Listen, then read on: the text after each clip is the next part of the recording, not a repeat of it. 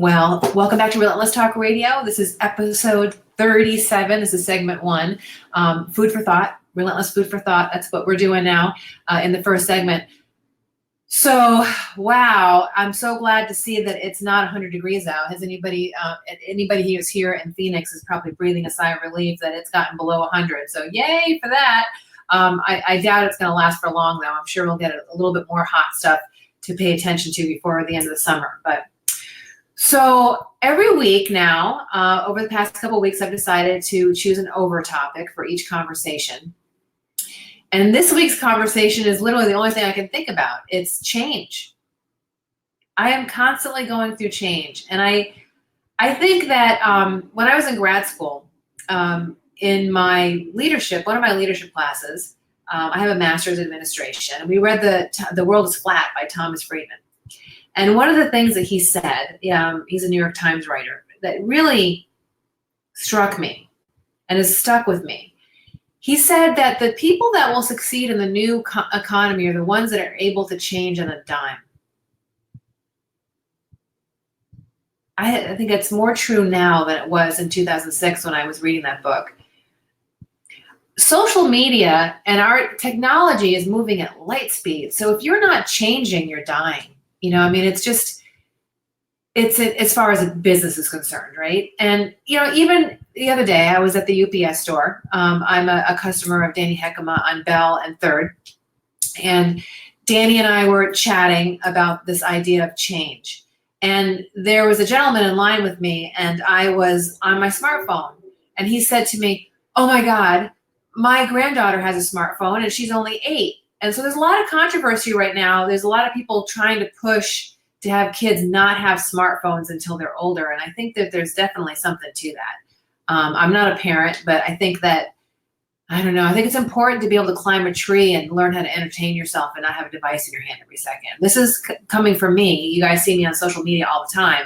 I put my phone down and don't touch it. You have to get away from social media. And if you grow up constantly on social media, constantly on your phone, constantly with digital, simulation, I just wonder what the ramifications are going to be for that. And there's plenty of studies that are out there showing that having too much screen time as an adult or a child is a bad thing.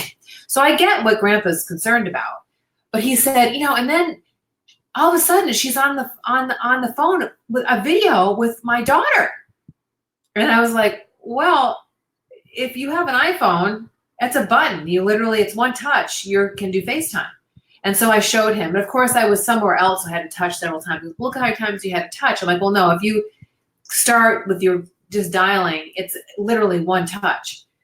And, I started to think about what it's like for a guy like that my mom's 80 this year. My dad is 86. And they've been embracing technology, and it's been fascinating for me to watch. My dad has cameras in the woods, and my mom is Facebooking, social media. She's an emoji queen. She's definitely embraced technology, but still, it's got to be overwhelming for that generation in particular.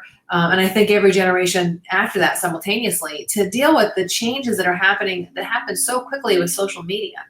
And so I was thinking about change just generally, globally, and just realizing that, I don't know about you, but if you guys I have decision fatigue lately.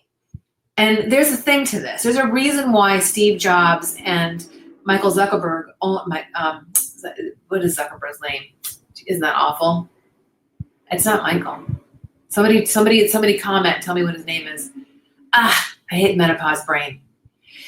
This is an example of what happens. I'm making so many decisions during the day that the brain matter that is set to people's names is Mark Zuckerberg. Oh, so much better. It is gone because we're making so many decisions. You're constantly getting an email, a text, a Facebook, Instagram. You're constantly get stuff. I have some Facebook groups that I keep on mute during the day because I get so many messages that I just can't think. So I think that our society is just changing so quickly. And we're all communicating so much that this idea of decision fatigue is a real thing. And I'm really aware of it. So I'm going through change again. I'm moving my studio and my office back up to North Phoenix. I'm moving out of my apartment, and I'm moving in with my partner, and so I'm moving again. And man, I just moved 6 months ago, so it's a really tough thing to move that quickly. And it's part of the reason why I have decision fatigue, because now I got to call APS and Cox. I mean, it's amazing what you have to do every time you move. I've got to, close this out, start that up, change my gym, change my yoga studio. And so I was glad that I chose this topic, because it made me take a look at an article in Inc. magazine. Okay. And look at my time here to make sure I'm on track. Inc. magazine, Eric Morgan says that there's mentioned 6 things in an article in Inc. magazine, and it says that change is inevitable. So when I moved into my apartment, I knew it was temporary. I knew I'd be here 6 months, a year, 2 years. I knew it was temporary. I knew it wasn't going to be here forever. So I set myself up with moving in mind, because I knew that it was inevitable. I wasn't going to be here forever. I was eventually going to buy or cohabitate or whatever. So this idea that change is inevitable, it used to be that you got a telephone number and you kept it for your whole life. You moved into a house, you lived there your whole life. You had friends in the neighborhood, you lived next to each other for 30 years. It's amazing to me how change is changing so much now and so quickly. But change really is inevitable. Even for my parents, when I talked to my mom and dad about, losing their siblings and losing your parents and all these things that happen, it's a rite of passage that you can never get really too comfortable in any particular season of your life, because it's inevitable that it's going to change. Even if you're married for 60 years, eventually one of my parents will pass away, and there will be a giant change in the one that's left behind's life. So the idea that we can avoid change and get comfortable in a little cocoon and never grow out of that is really kind of a crazy thing.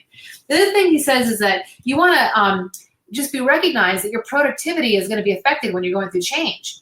So my productivity was affected when I sold my home and I moved here. It's going to be affected again for a little bit. It's just inevitable. I mean, I need to get set up and settled and move forward, but my productivity is going to be affected. And for a person like me, that drives me nuts, because I want to be hyper duper 125% all the time productive. And that's just not the way it's going to be for a little bit. So I have to forgive myself that. So if you're going through change and your productivity is down a little bit, it's inevitable, and it's also expected.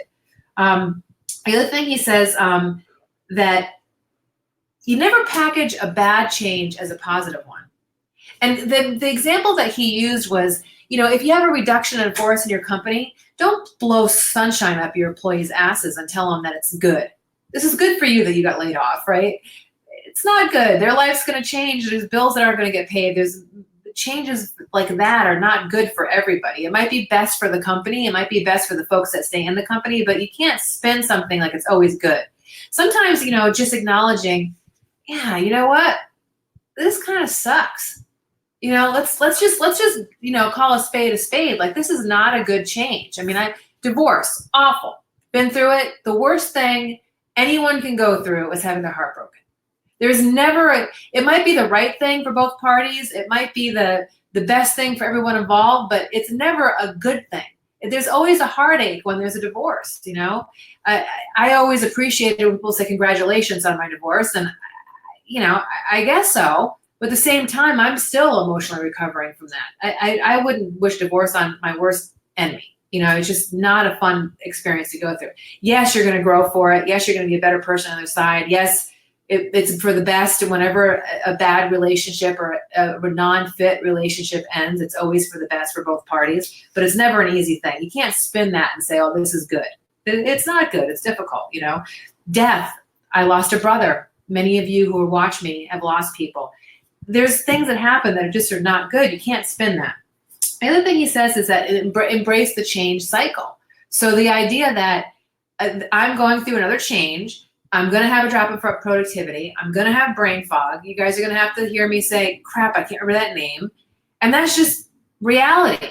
And I could basically stay stuck. I could do a lot of things. But the reality is that when you go through change, you have to embrace the things that are going to happen, good, bad, different, ugly, wonderful, rainbows, horrible, right? All of it's just part of the process. He says, watch for underminers and resistance too. So, oh man, last month I was really aware that I was in a situation where I had some underminers. I knew that I was going through change. I was restructuring. I'm refocusing more heavily on my health and fitness part of what I do. And I had some major resistors around me, and I had to step back and take a look at that and say, what is this resistance about? And is it productive for me to change in this environment? Or is it make more sense for me to step back and kind of regroup, right? Because this system no longer fits me. I think sometimes when you make a change, there's some things that fall away. There's a pruning that takes place. And it's natural and sometimes painful. And sometimes it comes across initially as you realize that you're doing this with something. And there's a non-fit. And you've got to be accountable for what your part in that non-fit is and what you're doing to contribute to it, and just make a decision on, okay, this change is happening. Do I need to change things in line with this thing that I'm changing? You know, I mean, you guys know what I'm talking about. I'm talking in third person, very cloudy, esoteric. But when you make a change, you leave a marriage, you leave a job, you change your business, you rebrand, you lose 100 pounds. I mean, some people do not want you getting thin. I just recently had a conversation with somebody that said, Michelle, I like you fat and lazy. They don't know me if they liked me that way. You know what I mean? It's just not the right fit. I'm not happy fat and lazy. You know what I mean? But it's interesting. Some people want to keep you stuck because that makes them feel comfortable. Where there are or it makes them just feel comfortable because they can put you in a certain spot in their brain. You're this person, you're that person, you're this, vendor. This is what you do, this is what you don't do. When you change, you topple over people's, apple cart. When you make a change in your business, and then the other thing was being patient. So I'm being real patient with myself. I'm slowing down on certain things. I'm saying no to a lot right now. I know that I'll settle back in my new place, and that life will move on, and I will be happy and content and hyper productive again. And right now I'm just being patient with it. So I'm going to sign off right now, and I'm going to get Kina, and she's going to talk about stretching, the Stretch Ninja. And then after that, Maggie Kina is going to talk about art and her amazing mural on 15th and Roosevelt, an amazing tribute to Prince. So sign back in for segment 2. I'm going to sign off here, go grab Kina, and I'll be right back. Take care, guys. Let's see, end broadcast.